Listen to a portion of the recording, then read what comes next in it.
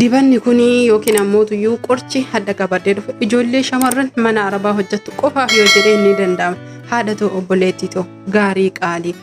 Namoonni biyya keessaa yeroo ati maallaqa galchitu akkamitti akka fidduu fi akkamitti akka hojjettu tokkollee kan siin beeku hin jiru.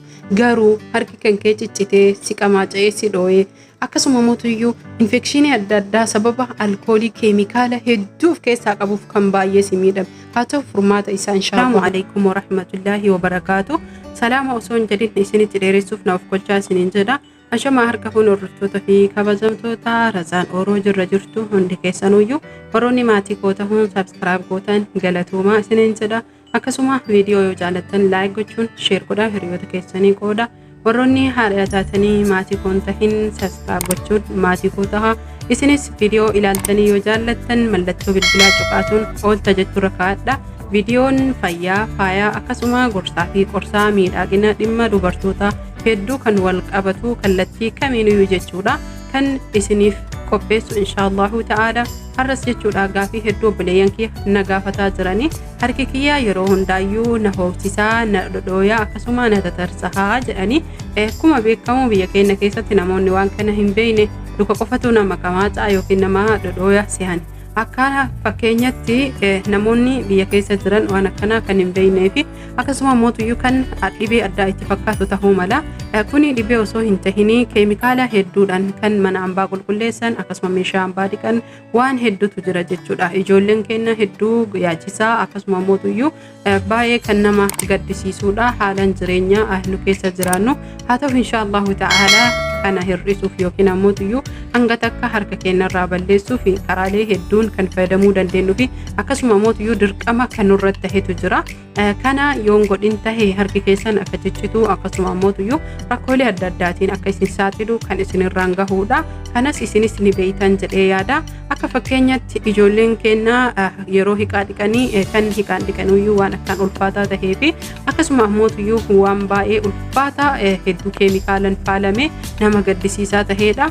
Kanaaf irraa uumama keenya keessatti fayyadamnu kan hin qabadde isinii dhufe akkuma sitti agartan kana tokkoffaa irratti baaziliinii dhiyeeffannaa. Kana irratti jechuu viidiyoo obsaa yoo ilaaltan hanga xumuraa waan hedduu kan irraa barattanii baaziliinii mankaa tokko ni dhiyeeffannaa. Zayitoonni hedduullee kan harka keenyaa akka hin tatarsaane akkasuma mootuyyuu akka hin gogne ittisan hedduutu jira jechuudha. Kanaaf zayitota kanneen keessaa zayitii ani tokkoffaa jedhee filadhu zayitota guutuu isaanii yookiin ammoo dibata kireemota akkasuma qibaatii adda addaa kan isiniif qabadhee dhufeedha. Haa ta'u garuu amma kallattiidhaan viidiyoo kan ilaalaa jirru baaziliinii mankaa tokkootii fi zayitii zayituunaa mankaa tokko akkasuma mootuyyuu zayitii kookinaatiidha walitti makaadha kuni. Isa kana mankaa tokko leennaayidha.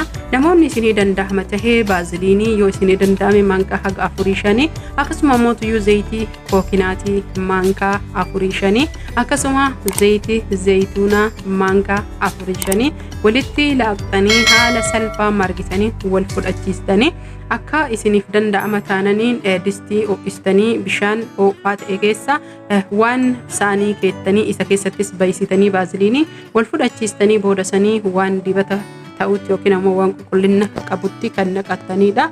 Kana godhuuf jecha sirriitti wal fudhachiisuu akkasuma mootuyyuu sirriitti waliin gahuu qabna.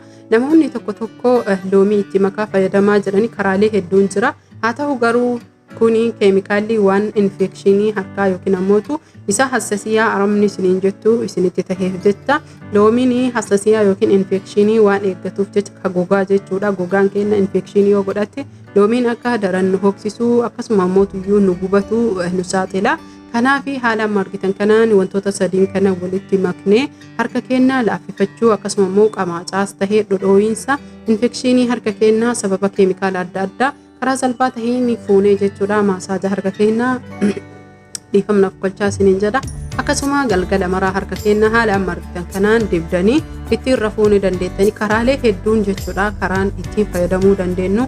Haa ta'u malee karaan irraa nuuf laafuu mana arabaa keessattis tahee akkasuma mootuyyuu jireenya madaala'insaa jiru biyya keenyattis tahee biyya keenyattis warroonni qorrii yeroo qorrii deebi'e yeroo qabbanti deebite ganna fi akkasuma buna yeroo bubbee haala kanaan fayyadamuu dandeettanii maaliif jennaaniin qorrii nama tatarsaasaa nama qamaaqessaa osoo hin beekinii gogaa namaa kana goyisee kan dhodhoosuudha. Namoonni keenya waan akkanaa kana kan hedduu balaaleffatanii fi akkasuma dibata yoo jedhan dibata kamtuu fayya qabeessanuu fi kamtuyyuu fayyaaf nu oolaa kamtuyyuu dibachuun nurratti dirqama kan jedhan adda baasanii waan hin beekneef hedduu kan balaaleffatanii fi akkasuma kan sodaatan jechuudha. Haa ta'u obboleeyyan kiyya kan mana arabaa keessa hojjettan hedduu garaa na nyaatan akkasuma mootuyyuu na boocistanii itti aansuun zayituunni qofti osoo danda'amee galgala dibattanii yeroo raftanii luka keessanis tahee harka keessan maasaaja gootanii akkasuma fuula keessan hedduu filatamaa kan tahee fi bareedaa kan tahedha. Itti aansuun jechuudha zayituunni bu'aa hedduu kan qabuu fi sammalee jechuudha qodaalee hedduun saamsamee gabaa irraa kan oolu waan ta'eef qodaan adda isinitti tahee kan isin raajuu hin qabnedha. Jidduuni sagalee keenyaaf kolchaa isiniin jedha waan kuna mudate. Itti aansuun kireemni filatamaa inni tahee kireema niiviyaati. Kireemni niiviyaan gogaa keenyaa laaffisuufis tahee akkasuma ammootuyyuu bareechisuuf baay'ee gahee guddaa qaba. Waa itti aansuun jechuu fuulaafis tahee akkasuma qaamaafis harkaafis ija keenya jala akka shunturree akka gurraachanne kan nu gargaaru kireemni kakaawaa butter ka jedhu kun kireemni kakaawaan kuni kireema hedduu bareedaa tahee fi akkasuma kireema fayya qabeessa hedduu qaama keenya laaffisu akkasuma gogaa keenya diriirsu akka qamaacosne akka shunturree fuula keenya yeroo hunda yoo dibanne dulluma umrii malee ittisuu fi akkasuma immoo ija keenya jala akka shunturree akka gurraachanne ittisa. Kun itti aansee baaziliinidha. Baaziliiniin akkuma beekamu gogaa keenya diriirsuufis tahee laaffisuuf akka harki keenya qamaacoyne hin ciccinne sammalee jechuudha akka hin tatarsaanee fi hin dhodhoone akkasuma qilleensa hamaa nurraa ittisuu fi sammalee jechuudha yeroo qilleensi jijjiirame biyya keenyatti hidhii nama tatarsa waa hedduuf jechuudha. Faayidaa baaziliinii kana qofa osoo hin tahin haa ta'u har'a waa'ee harkaa irraa faayidolee kan harka keenyaa kenniti jechuudha. Hatta kottee keenya sababa keemikaalaa meeshaan dhiinuu akkasuma mootuyyuu sababa adda addaatiin zayituuna qofa walitti dibnee yoo maynee dibanne hedduu bareedaadha. Itti aansuun kireemni girisiliiniidha. Akkuma baratame girisiliiniin karaalee hedduun jira. Karaa kireematii fi akkasuma karaa dhangala'oo zayitii jechuudha. Akkaataa zayitiitiin kan jiru jira. Irra caalaa filatamaa harka keenyaa akka nuun qamaacaane akka nuun goggognee fi akkasuma akka nuun tatarsaane kireema isaa kana yoo fayyadamne hedduu kan nu gargaarudha. Akkuma baratame zayitiin kookinaatii gosaalee hedduu akkasuma mootuyyuu qodaa hedduun saamsamtee kan gabarraa ooltu waan taateef zayitii kookinaatii illee karaa isinii danda'ameen osoo foolii jedhuu baattee mana arabaatitti arabni nama dibachiistu fayyadamtanii hedduu bareedaa fi hedduu dansaadha isiniin jedha. Kanaaf hordoftoota fi kabajamtoota kiyya hundi keessan karaa kanaan harka keessan akka isiniin dhodhoone akka isiniin qamaachisne ittisuu ni dandeettan jechuudha.